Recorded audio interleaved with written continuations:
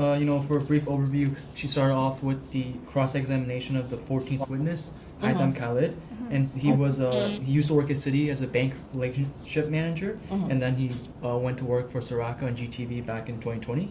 And so she started off with an affidavit signed and submitted by the witness, and it was regarding the PAX litigation. Which is a litigation that goes back to a few years ago, right? Started in 2017, and PAX, we were saying that the chairman of the PAX is Shan Wei-jian, who the NFSC has been calling him a CCP spy based on the intel, right? So, and he brought this lawsuits in South District of New York against Miles Guo in 2017. Continue. And so, and it's more this was a notarized affidavit, notarized by the notary, so it's official court official document. And the witness basically swore on oath that the Citi bank account has has nothing to do with Miles or his enterprises. So no financial which interests. Time? What the time? Yes, the affidavit date is May 17, 2021. Yeah. Okay, gotcha. So that's doing when he still basically holding the employment with Soraka. Okay, so he made an affidavit that actually helping Miles Guo in the PAX case, correct? Okay. Yeah, and so he kept saying, Sabrina was asking questions about it, and he kept saying Miles had no connection on paper. He mentioned the word on paper many, many times throughout today, and he basically explained it as the 1,300 wires in the Citi bank account had no mention of Miles' name on it. None of the wires, none of the transfers, nothing. Right. Okay, so but he specifically mentioned the paper. Yeah. So what do you think he wants to establish here? There's an implementation that he's trying to implement that he actually has some say in it and some sort of control that's not on paper. So basically, he's wanted to pointing, all the responsibilities back to Miles. And that one, okay. And gotcha. So with the 2% fee, well, the thing is, at the end of the day, there's $2.7 million. This is the $2.5 million that he took at the time. But then because this is raised my question yesterday. He took from where? Took from basically from the fee from the fund that he cleared from the Ukraine account. Okay. Right. So yesterday he said he cleared $97 million.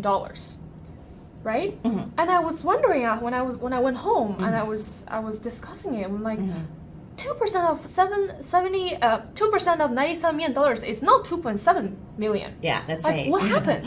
Did he take more, or did he miscalculate it, or did he clear more fund that we didn't know? But then the truth is that he did clear, the total of 97. But then he took the $2.7 million instead of the 2% of the 97, right? Yeah. So then he agreed to forfeit this $2.7 million to the government. So this question was raised. If he keeps saying that this is lawfully learned, that he's entitled to this $2.7 million, why he agreed to forfeit this to the government? If he didn't steal anything, why agreed to give it back to the government? Right? Why is that, right?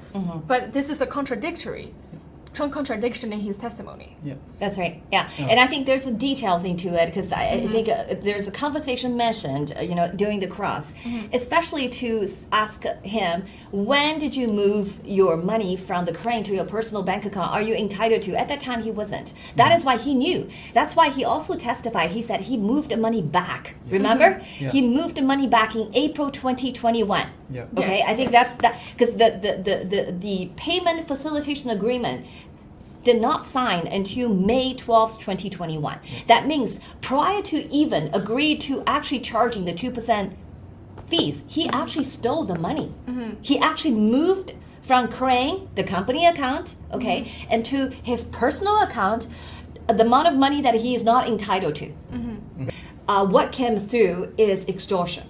Okay, so what came through come clear from the cross is at the time that they about to enter, and negotiation goes on. There's letters from his lawyer to GCLUBS negotiating this payment facilitation agreement. He actually hold on to $56 million that belong to the GCLUBS members, which he supposed to move along to where the investors wants to go. But he is using the excuses, what you just said. I need to know my clients, okay? I need to do this due diligence check before I can release. So this came across, the logic comes. Everybody, as a banker, you should know, as a seasoned. For 10 years. Yeah, more than 10 years actually. Yes. Prior to that for 2 years. So you should know that the KYC was only done for the receiving bank, right? When you receive money, never when you actually sending out money. Right? So this KYC has nothing to do with you. So don't think that we don't know what you're talking about, right? So this came across really close, really clear for us that he basically hold this $56 million as a hostage and using that, negotiating, asking his lawyer to say, hey, let's enter a 2 million% of fees so I can move the $2.7 million to my own personal account so I can invest it in Florida, acquiring 7 properties and doing business on Airbnb under name of my wife. Why I'm going through a bankruptcy proceeding, lying to my trustee that I don't own this because it belongs to my wife. Is that right? Yes. And then they will show an email of the notice of a termination of the payment facilitation agreements. Yes. And in June 30, 2021, basically this is the termination to show that the G Club doesn't want to do business with Crane anymore. So GCLUBS lawyer sent a notice of termination of Crane contract, serving as this middleman, Yes. right? Okay. And then send it to his attorneys. Yeah. There's witness attorneys. The witness tried to frame it as, he wanted to cancel the agreement, right? Yes, And I remember that. yes, and then that was really good. Yeah, and then then Sabrina showed proof that it was actually GCLUBS who wanted to terminate it. He And lied. then, he lied. Yeah, He lied said- in front of everyone. Yeah.